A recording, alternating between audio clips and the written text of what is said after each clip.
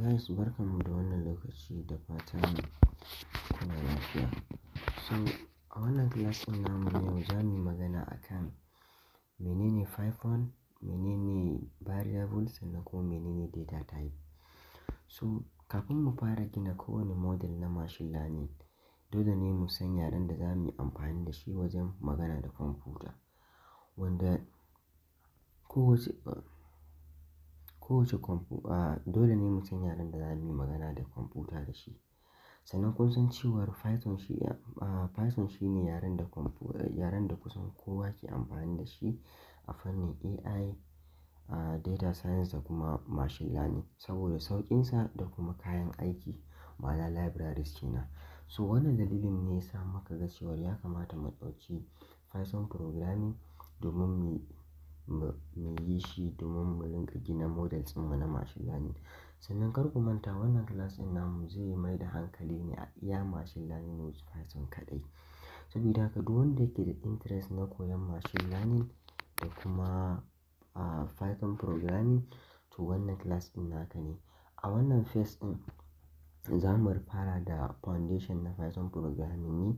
Idan mun gama za mu shiga libraries na Python irin su NumPy, Pandas, MATLAB, Seaborn da dai sauransu. Sannan kuma sai mu shiga ainihin gina machine learning. Za mu yi algorithm da dama irin su linear regression, logistic regression, decision tree, random forest da dai sauransu. Sannan kuma sai mu shiga deep learning idan Allah ya bamu dama. So a wannan darasin namu na yau za mu yi magana akan menene variable. So variable a sauƙaƙe, variable kamar wata akwati ne ko kuma mu ce wani ma'aji da muke amfani da shi wajen adana bayanai wato data kenan a cikin kwamfuta domin mu yi amfani da su daga baya. So wannan shine variable a taƙaice. Misali, yanzu idan muna so kwamfuta ta ajiye mana bayanai na suna, misali za mu yi amfani da variable misali name sai mu ce assign mu ce kamar Ahmad. So a nan wurin kamar yadda kuke gani wannan shine variable name ɗinmu sannan kuma wannan shine assign value ɗinmu. Sannan idan misali muna so kwamfuta ta ajiye mana variable name na suna age ma'ana shekaru kenan. Shekaru sai mu ce age assign misali sai mu saka 34. So a nan wurin wannan shine variable ɗinmu sannan kuma wannan shine assign value kamar yadda kuke gani. So a nan wurin wannan name suna da shekaru sune variables ɗinmu. Wannan name ɗin da kuma age sune variable name ɗinmu. So sai abu na biyu data types, irin bayanai. Wane irin bayanai ne muke yin amfani da su? Kun fahimta? Kwamfuta tana buƙatar ta san wane irin abu ne ake ajiyewa a cikinta ma'ana variable ɗin kenan. So a yau za mu koyi manya-manyan data types misali irin su strings, irin su integer da kuma float. So menene strings sannan kuma menene integer sannan kuma menene float? String rubutu ne na gama gari. Misali menene rubutu na gama gari?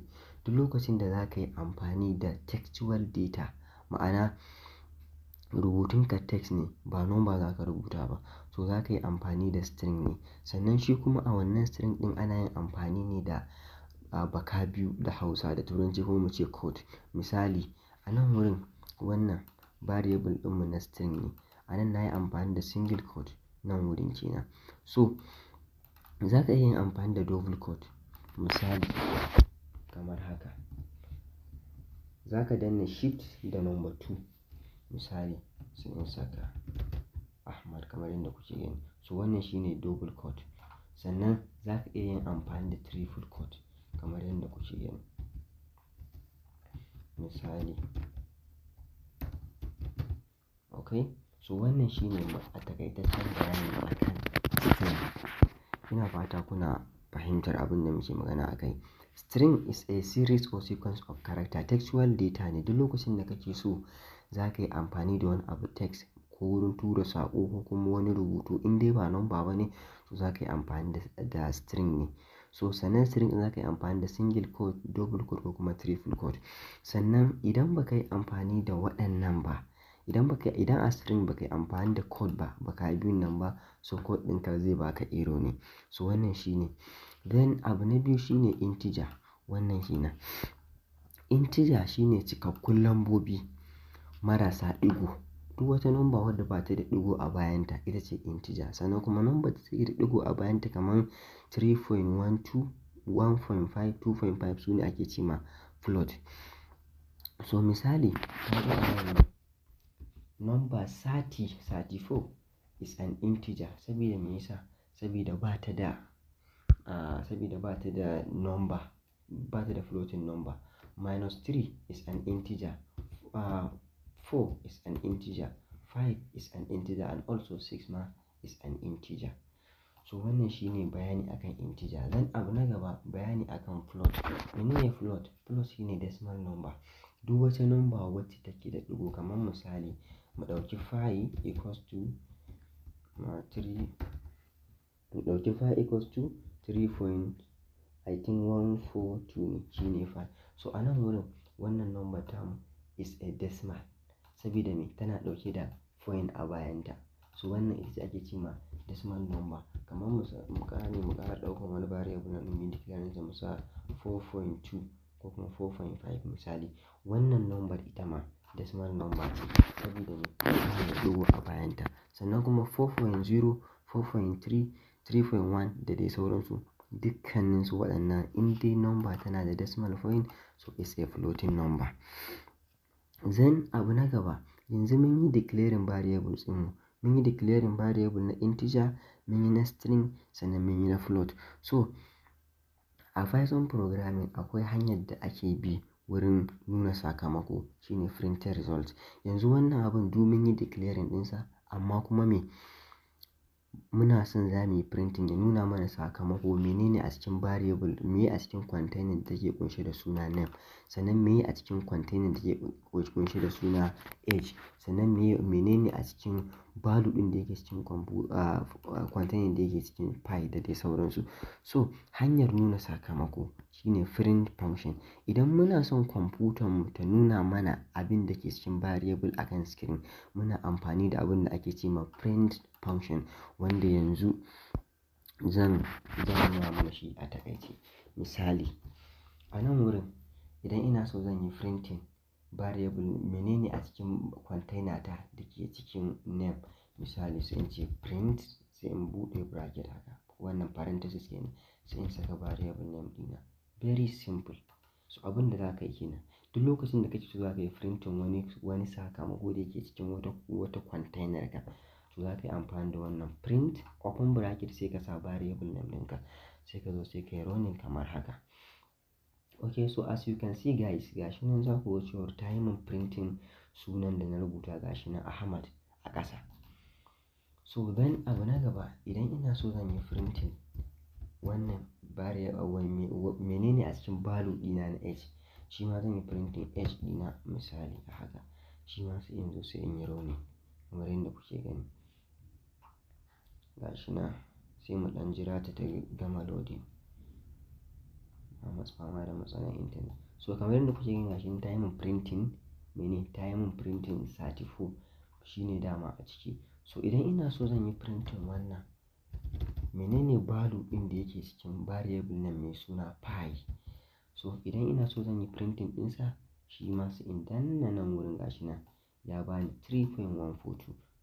So wannan shine abin da yanda ake yin amfani wurin yin printing ɗin sakamako domin ya nuna mana sakamakon mu akan terminal. So wannan shine a taƙaice. So ina fata guys mun fahimci menene variable, mun kuma fahimci menene data type. So wannan su ne a taƙaice. Then abu na gaba shine za mu rinƙa kamar yadda na yi bayani a baya, na ce duk wani class da muka yi za mu rinƙa ba da exercise a kai. So yanzu lokacin exercise ne. Saboda haka zan ba da exercise wanda za ka je ka ƙirƙiri variable name mai suna pi. So create a variable exercise. exercise time. Na farko, create a variable mai suna name, variable mai suna company.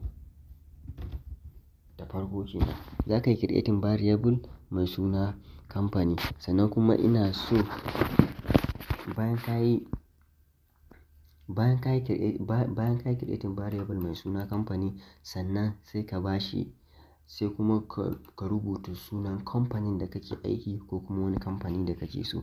Then abu na biyu, ka ƙirƙiri variable mai suna ɗalibai. Misali, abu na biyu variable mai suna student.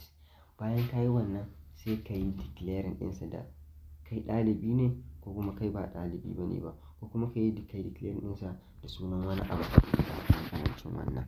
So then abu na gaba, ina so a yi declaring variable name wanda zai ƙunshi kamar kuɗi haka, kuɗin shiga. Misali student loan, misali variable name mai suna student loan, shi ma sai ka yi declaring ɗinsa, amma wannan ina so ya zamanto mai floating number ne. Abin da za ka yi kenan. Then final, bacin kun gama, kowa sai ya yi printing result ɗinsa, kowa sai ya yi printing sakamakonsa domin mu tabbatar da menene a cikin waɗannan variables ɗin da muka yi. So guys, whenever you want to be a good Python programmer or any developer, you must do practice. Not only watching tutorials. Iya kallon tutorial is not enough for you guys. Sai har ka zama abin da ka zama. Dole ne sai kana kallon tutorials, sannan kuma kana practice, sannan kuma sai kana yin bincike. Saboda shi aikinsa shine, aikinmu shine mai guiding ɗinka, mu saka into process in such a way that duk lokacin da kake son za ka koya, to dama mun riga da mun saka ka ne akan hanyar da za ka bi. So wannan shine class ɗinmu akan variables and data types.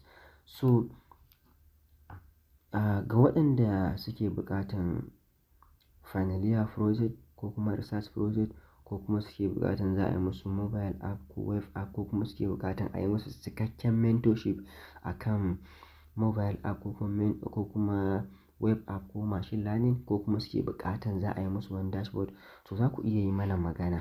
Mu kuma insha Allah idan Allah ya bamu iko, ya bamu dama, za mu yi muku magana 247. Muna nan online. Na gode.